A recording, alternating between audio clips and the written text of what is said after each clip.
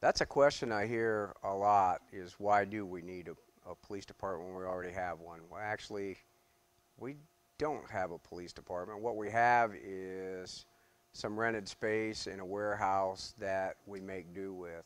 This building, as nice as it is, doesn't quite fit that. It is lacking quite a bit, actually. We have no space to do any lab work. We have, well, you look around here, this is our locker room, and it's wide open to anybody who walks in the building.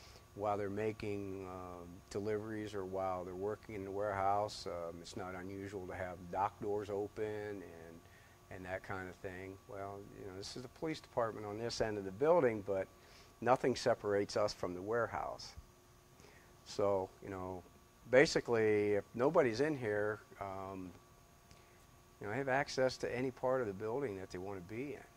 You know, and somebody will wander up through here, and you know, you just really don't know what you're going to find sometimes. You know, I have no concern about the employees, carton service employees, but you know, the people that we don't know, we don't know.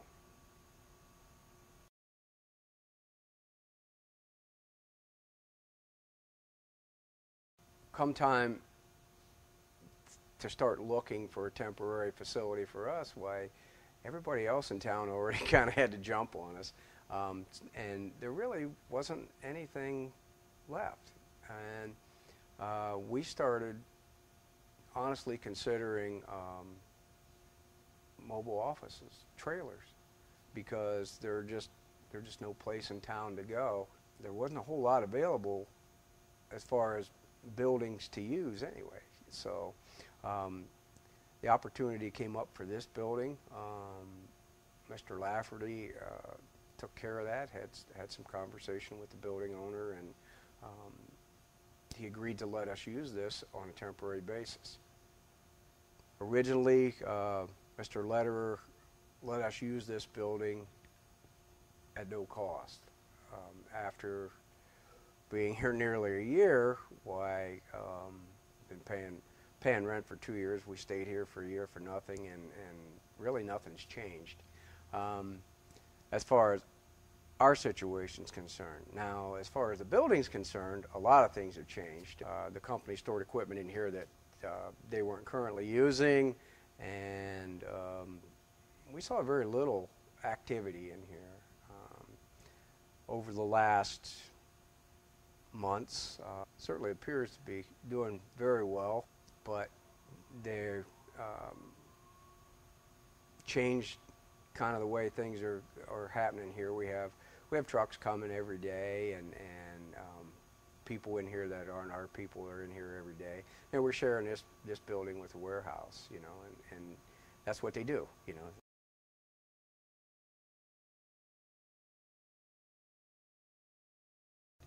And if all you have to do is feed somebody and take care of their basic needs, you know, it's very inexpensive to do that. I mean, compared to taking them and housing them outside of Shelby. Right now, we're transporting prisoners as far away as almost to Tiffin, depending on availability of jail space, and that's not going to get any better.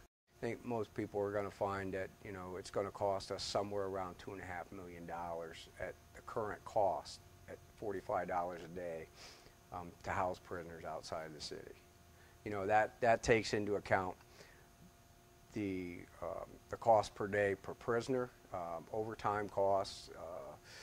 It's costing us right now right around $10,000 a year in overtime for transports and court security. Those are costs we didn't have before. Additional maintenance costs and so forth on police cruisers. Fuel just continually goes up in price. Really, over the course of, you know, the 25 years that it's going to take to pay for this facility, actually the money saved from prisoner housing is probably going to be about the cost of the facility. So, you know, you're either going to pay for a building, I guess, or, you know, you're going to give that money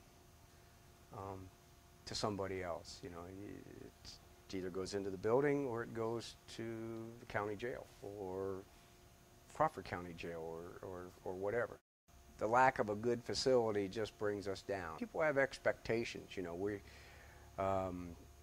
show up and we help them with their problems, but you know, we come back here to problems of our own. It's a difficult thing to deal with. It really is.